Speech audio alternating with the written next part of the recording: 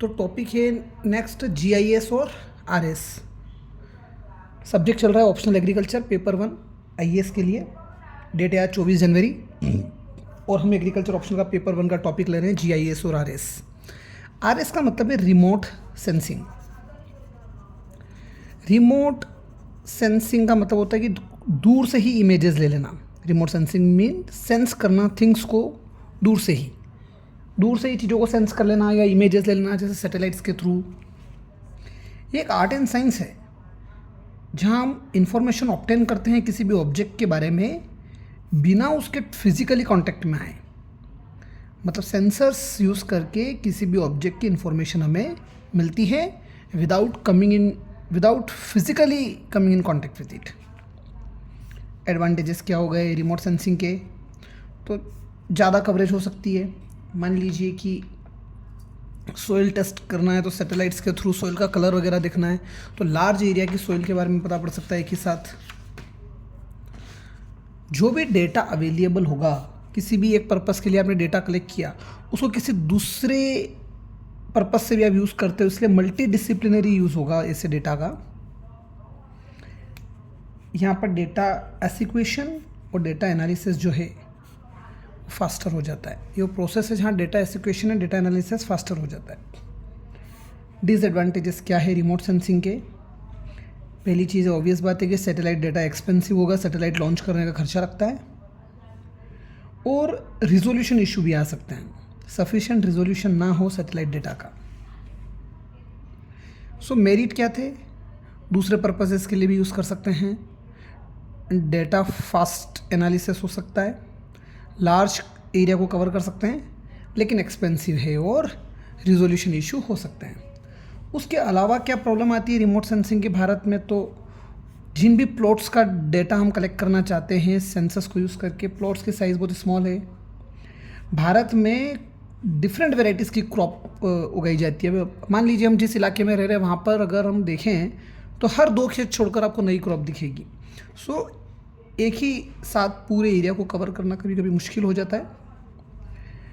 अगर हम data collect करने जा रहे हैं तो एक खेत में थोड़ी जो फसल है वो थोड़ी लेट बोई हुई है, एक में जल्दी बो दी। जल्दी जिसको बोया होगा उसकी एज भी ज़्यादा होगी, मतलब हो सकता है कि उसमें फ्लावरिंग होने लग गया हो, फूल वगैरह आने लग गए हो। लेकिन जिसको लेट बोया अभी उसमें जर्मिनेशन ही हो रहा हो। तो वेरिएबिलिटी जो आपके डेट्स में आ रही है, हार्वेस्टिंग डेट्स में और बोने की डेट्स में, सोइंग डेट्स में, इस वेरिएबिलिटी की वजह से भी डेटा कलेक्शन में इशू आ सकता है। और क्लाउड कवर, रेनी सीजन वगैरह होगा तो सैटेलाइट्स वगैरह प्रॉपर फंक्शन नहीं कर पाएगी। सो डिसएडवांटेजेस में प्रॉब्लम्स भी इंक्लूड कर सकता है, और डिसएडवांटेजेस में सारे पॉइंट आ जाएंगे।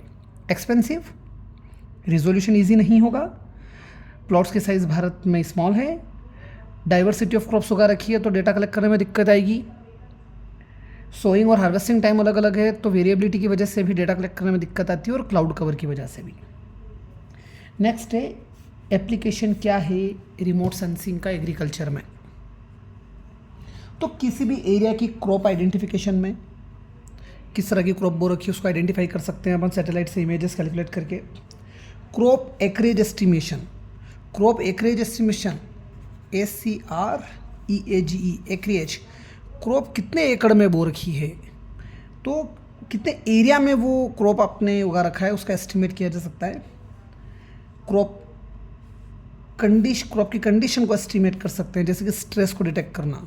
मान लीजिए वाटर, पानी की मॉइस्चर की मात्रा सोइल में प्रॉपर नहीं है तो स्ट्रेस डिटेक्ट करने के पता पड़ सकता है कि भैया उसको पानी की आवश्यकता है तो इरिगेशन टाइम पर दिया जाए। क्रॉप की कंडीशन देखकर हम पता कर सकते हैं कि हार्वेस्टिंग डेट क्या होगी या प्लांट करने की डेट क्या रही होगी।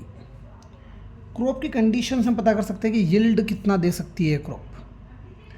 सेंसस यूज़ करके हम पता कर सकते हैं कि क्रॉप पर कोई पेस्ट, कीड़े मकोड़े तो नहीं लग गए, इंसेक्ट्स तो नहीं लग गए, या कोई बीमारियाँ तो इन्फेक्ट नहीं हो रही है, तो पेस्ट और डिजीज़ को आइडेंटिफाई कर सकते हैं।